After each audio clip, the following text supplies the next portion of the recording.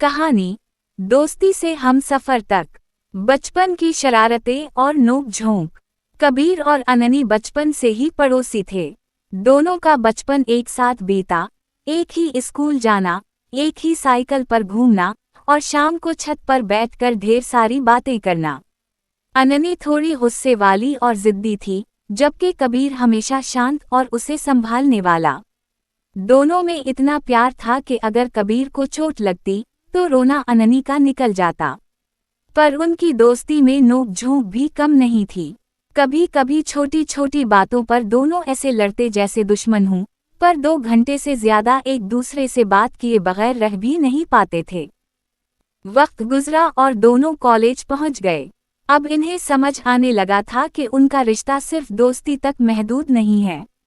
एक दिन कॉलेज के एक लड़के ने अननी को प्रपोज करने की कोशिश की।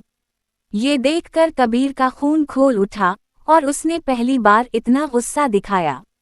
जब अननी ने इससे पूछा कि उसे इतना गुस्सा क्यों आ रहा है, तो कबीर ने दबी आवाज में कहा, क्योंकि तुम सिर्फ मेरी हो अननी, बचपन से लेकर आज तक।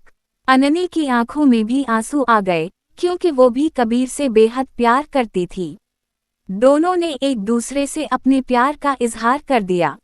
लेकिन असली मुश्किलात तब शुरू हुई जब बात शादी तक पहुंची। दोनों की फैमिलीज के बीच एक पुरानी खानदानी अना और जिद का मसला शुरू हो गया। घर वालों की सख्ती। दोनों के घर वाले इस रिश्ते के सख्त खिलाफ हो गए। कबीर के वालिद ने उसे साफ कह दिया कि अगर उसने अननी से बात की तो वो इससे सारे रिश्ते तोड़ देंगे। अननी को भी घर में नजर बंद कर दिया गया। रिश्ते की नरमी और दूरियां, इस सख्ती की वजह से दोनों के बीच गलतफहमियां भी आने लगें। कभी कबीर हालात से थक कर चिड़चिड़ा हो जाता, तो कभी अननी रोते रोते गुस्से में कह देती, अगर कुछ नहीं हो सकता तो हम अलग क्यों नहीं हो जाते। लेकिन ये दूरी उनके प्यार को कम नहीं कर सकी। वो एक दूसरे के बगैर बिल्कुल अधूरे थे। कबीर छिपके से अननी के घर की दीवार के पास आता और दोनों सिर्फ एक दूसरे की आवाज सुनकर रो पड़ते।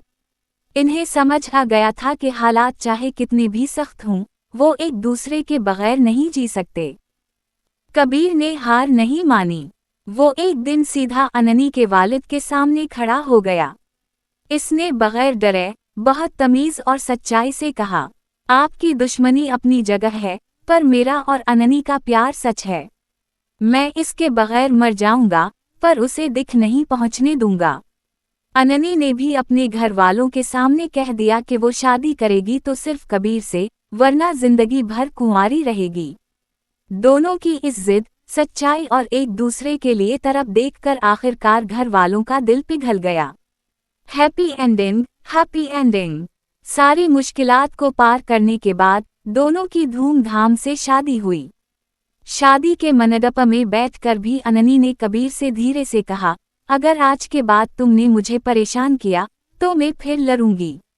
कबीर ने मुस्कुराकर इसका हाथ थामा और कहा, लड़ लेना, पर मुझसे दूर मत जाना।